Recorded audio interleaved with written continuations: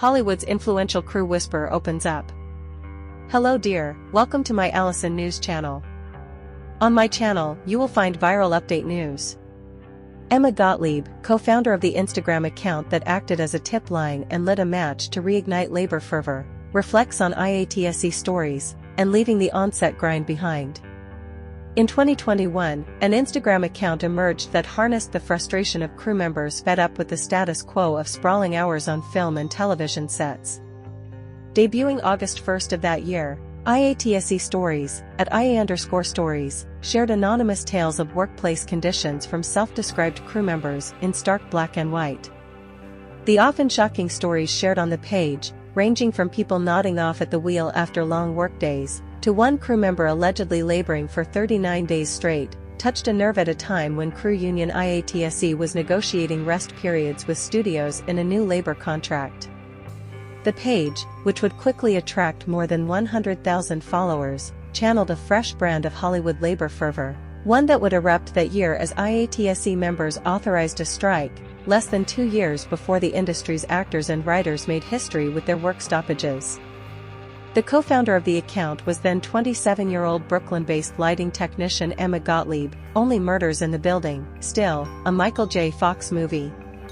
Her role for the page was brief and intense. She curated and moderated the posts and gave interviews about it for a few months, then quietly ceased her work in November 2021. Gottlieb has since stepped away from full-time on-set jobs and now works for a lighting manufacturer.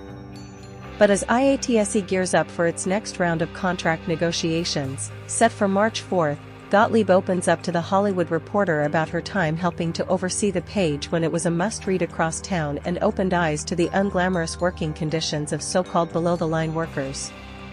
Crew members were reaching a breaking point when IATSE stories first surfaced in their Instagram feeds in summer 2021. After a production shutdown during the onset of the COVID-19 pandemic, and a halting return to work for months after, by the spring and summer, LA area productions alone had rushed back in earnest to fulfill the demand for entertainment that arose when consumers were stuck at home. On July 14, IATSE communicated that reasonable rest was a major issue in its ongoing contract talks with studios and streamers. Reasonable rest demands that the employers not treat our members like machines that can just work until they are broken and then be replaced, the union's Hollywood locals said at the time. As IATSE went public with this part of its campaign, Gottlieb wrote about her own experience with long workdays in a July 29 post to her personal Instagram. An 8 to 10 hour workday for the film industry isn't a fantasy, it can be done, it has been done so many times before. It's time to put our foot down as an industry and demand better, she wrote. The post blew up, racking up more than 21,000 likes.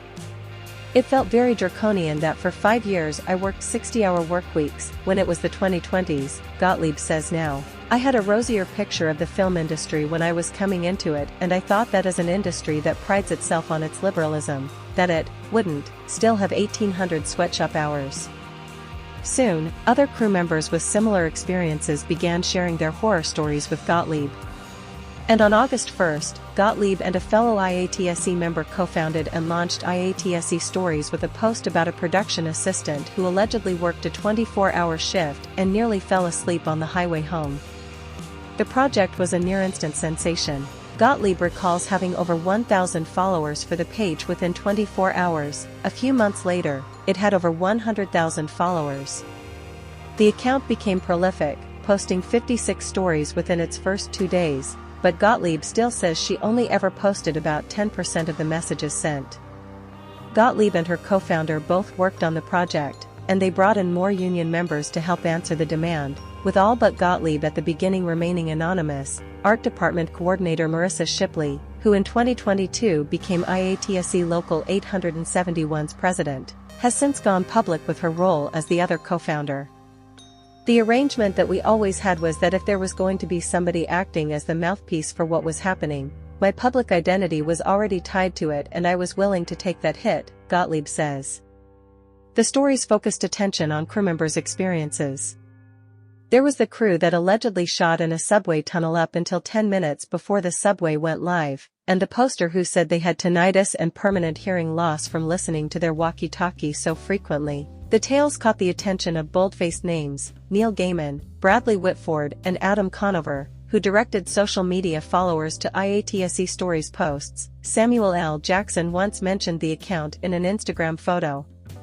I'm Arjeen Christian, a Northwestern University Associate Professor of Communication Studies who analyzed 115 posts from the page in a 2023 paper, found that the three top themes of the tales were threats to physical health, long work days and bad leadership.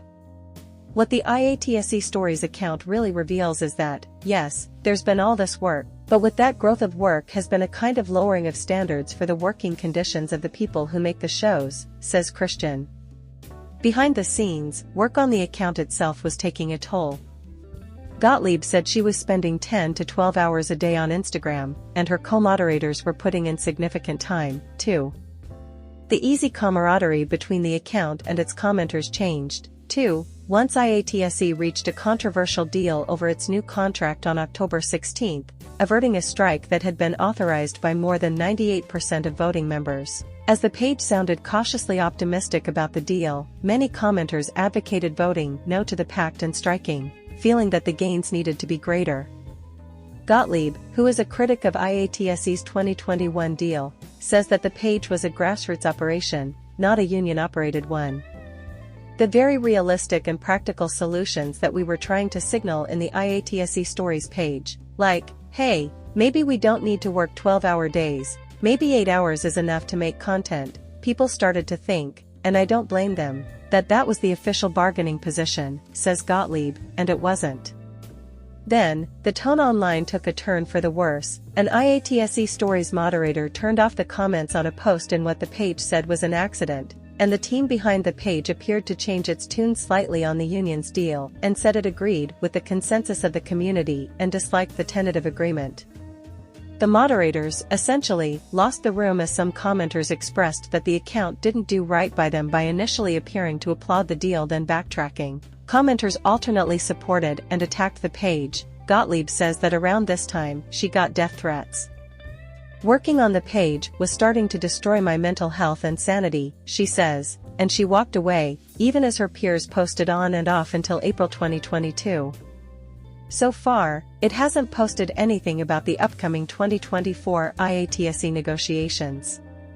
Whether working on the page helped push her in this direction or not, she isn't sure. After she stopped working on IATSE Stories, Gottlieb never took a job as a full-time shooting crew member again. She took some jobs as an additional electrician, coming onto set for a few days and filling in, and as a rigging electrician, where she could work 8-hour days, before someone from a lighting manufacturer reached out on LinkedIn and she took a role with that company, where she is now. From her perch adjacent to the industry, Gottlieb has noticed Instagram accounts emerge that are following the IATSE Stories model, telling anonymous first-person tales to advocate for workers in various Hollywood niches, from animation workers to commercial crew members, to film festival staffers, to production assistants. With some distance now from the on-set grind of Hollywood, Gottlieb is grateful for the legacy of the page. I'm super happy it happened, she says. She adds, the actual people who run the cable, hang the lights, turn on the camera really need safe, fair working hours. They need to earn enough money to live. And I think the page did spark something in that regard. Ultimately, IATSE's controversial 2021 deal provided for 10-hour turnaround time between work shifts, a 54-hour weekend rest period for 5-day work weeks with some exceptions, and higher meal penalties. She says she's still active in her union and is an advocate for 8-hour work days, but she does it in smaller forums that are a lot more effective than a very flashy and sexy Instagram page. This year, IATSE is faced with another major round of negotiations that will shape the way crews work in a business landscape where streaming platforms dominate and production may be slowing down from its peak TV height. Gottlieb says she believes IATSE should go for broke this year, but she's not sure if, after 2 strikes that left many out of work for months, union members will have the same raw, frustrated energy that they did in 2021. So far, she's gotten a sense that some are asking what else they can lose if they did strike. As popular as it became nearly 3 years ago, Gottlieb doesn't think the IATSE Stories page should be rebooted this year, believing it did what it needed to do. If it was restarted, she wouldn't be interested in getting involved. Currently, she says she's enjoying being more associated in the industry with